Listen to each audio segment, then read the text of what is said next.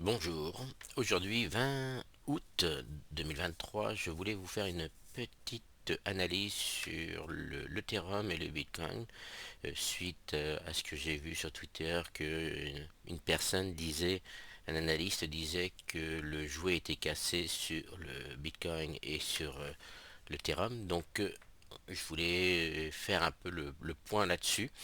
Donc on va commencer par l'Ethereum. Donc on va regarder tout de suite le mensuel avant d'aller plus loin. Donc côté mensuel, je vais prendre l'Ethereum.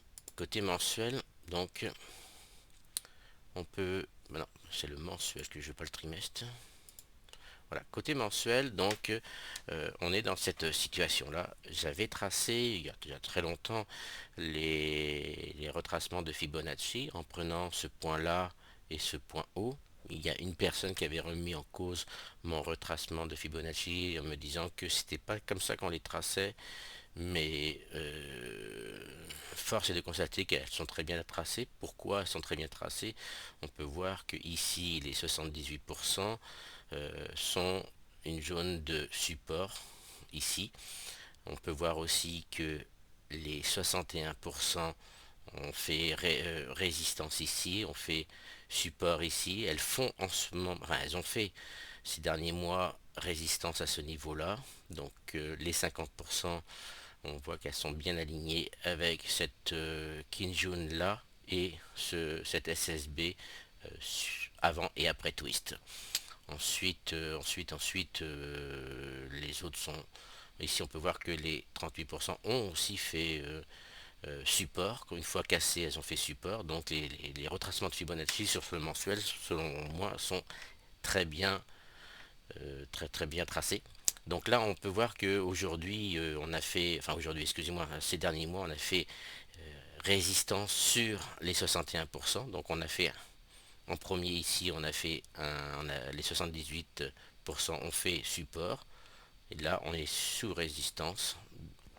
Donc pour moi, il est un peu normal que ça soit difficile à passer, étant donné qu'on est sous résistance. Donc si on regarde maintenant côté hebdomadaire, donc hebdomadaire, moi j'avais tracé déjà un range en hebdomadaire.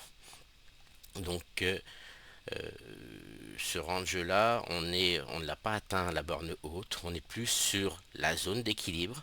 Donc une zone d'équilibre qui est, on peut dire, la zone d'équilibre, elle est ici pour moi. Excusez-moi, elle est ici. Pour moi, la zone d'équilibre, elle se trouve à ce niveau-là. Donc on voit que on est sur zone d'équilibre.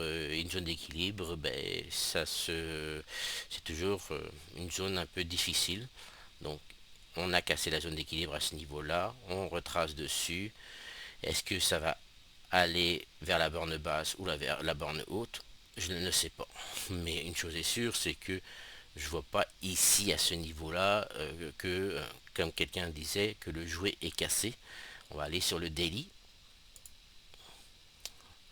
Donc côté daily, on peut voir que moi j'avais tracé, il y a déjà un petit moment, j'avais tracé un range, donc un range daily avec la borne basse ici. Cette borne basse, alors vous allez me dire, il faut minimum 2 points pour une borne basse. Bon, avec Ishimoku, on est capable de déjà un peu déterminer les bornes hautes et les bornes basses d'un potentiel range. Mais on peut le voir aussi que ici, si je faisais si je prolongeais mon range ici, on peut voir que on avait ici quand même un point bas qui pouvait nous confirmer aussi celui-ci. Donc aujourd'hui, on est dans un range.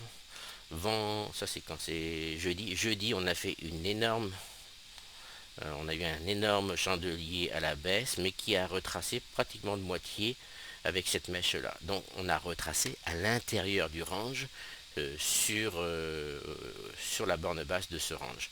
Aujourd'hui, pas aujourd'hui, mais vendredi, bon, on a hésité, ici on hésite, mais on est toujours à l'intérieur du range sur borne basse. Donc pour moi, il n'y a pas de jouet cassé. Ça ne veut pas dire que ça ne va pas casser, c'est pas ça que je suis en train de dire, mais pour moi, il n'y a pas de jouet cassé, donc on est dans un range daily.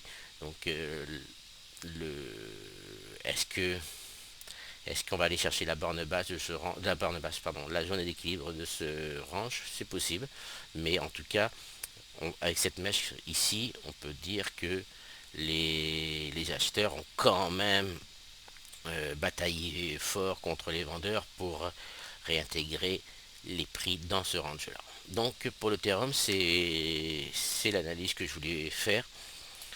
On peut revenir, on peut aussi aller sur le Bitcoin. On va aller aussi chercher le mensuel. Donc le mensuel, bon, c'est des zones que j'ai tracées depuis très longtemps. Donc je sais plus si elles sont pertinentes ces résistances, mais ça, oui, si elles y sont encore. Enfin, support et résistance sont pertinentes encore pour moi. Donc là, j'ai pas retracé les fibos, mais si je traçais les fibos, on peut dire à peu près de là à là, si on prend la première. Donc si on prend ici, là, donc on peut voir quand même que les fibos ont fait quand même leur travail. Si je la garde ici, on peut voir ici que les 78,6 ont bien fait support à ce niveau-là.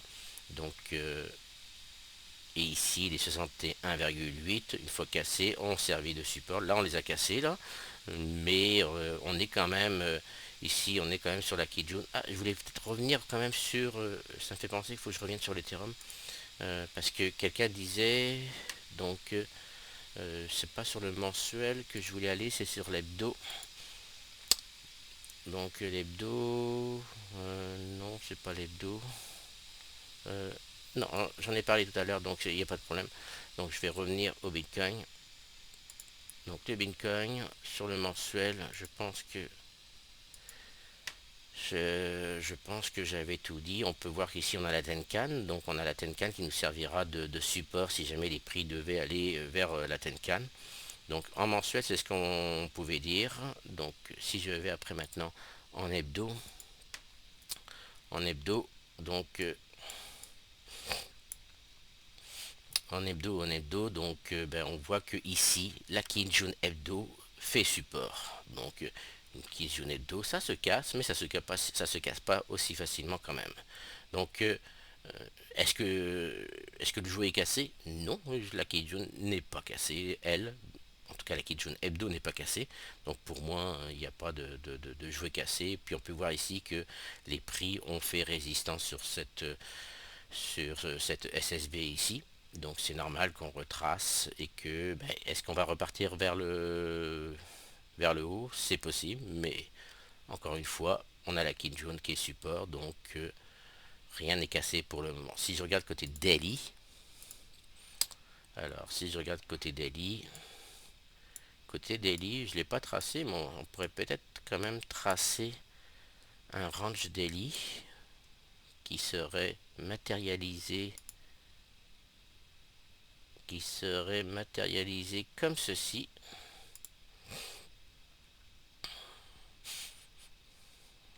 Comme ceci. Donc on voit que, alors pourquoi ce point là j'ai pris pas forcément celui-ci qui serait, on aurait pu être tenté de tracer celui-ci, mais je trouve que ces deux chandeliers là donnent un bon support à la borne basse de ce range daily, puisqu'on peut voir que ici on a eu un point de contact et puis ici on a une zone de résistance. Donc zone de résistance, donc cette borne basse a été cassée par la suite, est devenue support. Et aujourd'hui, on n'est pas arrivé sur la borne basse de ce range daily. Donc quand je regarde ça, ben, je vois que on a beau me parler d'un jouet cassé, on n'est ni plus ni moins dans un range daily. Donc aussi bien pour le Bitcoin que l'Ethereum, on est sur un range daily. Donc je mettrai cette analyse sur le forum, soit sur mon journal, soit sur les sujets crypto. Sur ce, je vous souhaite un excellent dimanche.